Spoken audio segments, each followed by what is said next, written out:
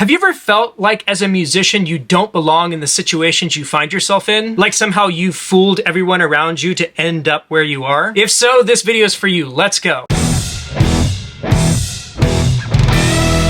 Hey, what's going on everybody? My name is Adam. Welcome to the channel. I'm here to show you how to make good money playing music. If that sounds like something you'd be interested in, go ahead and hit the subscribe button and ring the bell so you don't miss anything. So the topic I'm going to cover in this video is imposter syndrome. Now, you may not be familiar with the term, but you probably know what it is and have experienced it before. The definition of imposter syndrome is the persistent inability to believe that one's success is deserved or has been legitimately achieved as the result of one's own efforts or skills. Sound familiar? Feel familiar? Story time. Back when I was a full-time musician, my original band got a crazy opportunity. We had established ourselves as a solid act around town and had gotten the opportunity to be local openers for some national acts. Up to that point, we had opened for Garbage, and over the lifespan of that band, we shared bills with bands like Anne Berlin, Bayside, hell, even Morris Day in the Time ones. This one was a bit different though. This was a direct support slot at the NCAA Final Four event in downtown Atlanta for the very hyped Panic at the Disco. At the time, Panic was the biggest thing in pop music, and we knew that this could be a really big deal as we were already talking with labels and in the process of trying to get signed. And sure enough, we got the gig. We got to play this massive stage with massive production in front of thousands of people. And we got the whole show on tape. It was one of the most incredible,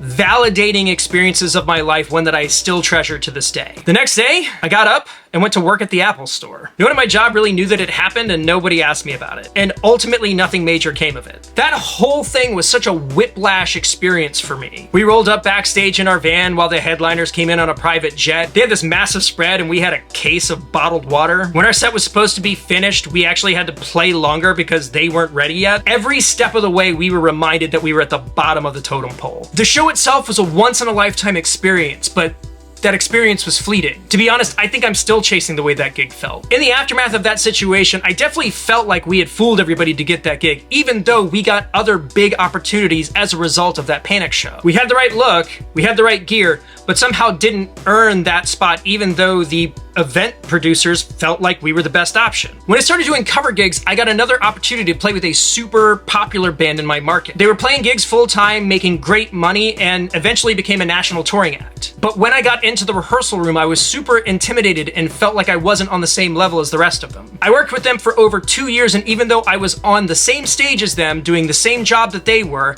I just felt like I wasn't supposed to be there. Cut to starting my own project, there are still gigs where I go home feeling like I'm not that great of a singer or guitar player, that my band doesn't deserve to do the gigs that we do. This covers nearly 20 years of work that I did in the music industry. The only common denominator in those stories is me. In reality, I had earned my spot in those bands. I had earned my spot on those stages due to my talent and my hard work, but I wasn't always able to recognize that or enjoy it. Look, musicians and creatives all struggle with imposter syndrome in one way or another. For a lot of us, it's the pursuit of perfection. That voice in your head that's constantly telling you could have done it better. Or that 200 things went right, but the only thing that matters is the one thing that went wrong. You may feel it as the pressure of expectations from the audience or other musicians. For others, it's that anyone can do what you do and that you're nothing special. Ever have someone tell you that your set was amazing, but you just couldn't take the compliment? I know I have. This kind of thinking can rob us of the joy of performing. It did for me for a number of years, and if I'm being honest, it can rear its head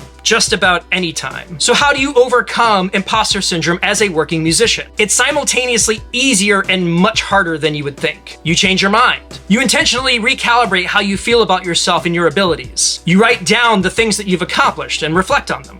You set SMART goals, meaning when you start a project, you set specific, measurable, attainable, resource objectives and give yourself a timeline in order to accomplish them. When you put intention behind your efforts, it's much easier to recognize your accomplishments as they happen. Last week, I mentioned that my band played a show at a venue in our market. This is a spot that I've been quietly trying to get into for the past 9 years. 9 years. When it finally happened, my initial thought was, man, they must be struggling if they're reaching out to us, which is a garbage thing to think about yourself or your band. In reality, we spent the last 9 years establishing our market, building a fan base, and accumulating the resources, reputation, and stage show that made that first show a wild success. So much so that the owner of the venue actually emailed me the very same night to book another date. Does that sound like something that would happen to a crappy band? We did that. We earned that spot and delivered on what we promised. It's so easy for us to dismiss our own hard work and achievements, but doing so keeps you from enjoying what you and your talents can do, what ultimately only you can do. So if you ever have felt like this, just know that truly you are better than you think. While self-doubt and self-awareness can help you prepare for big gigs, if left unchecked, it can also cause you to self-destruct and miss out on other opportunities. Have you ever felt this way?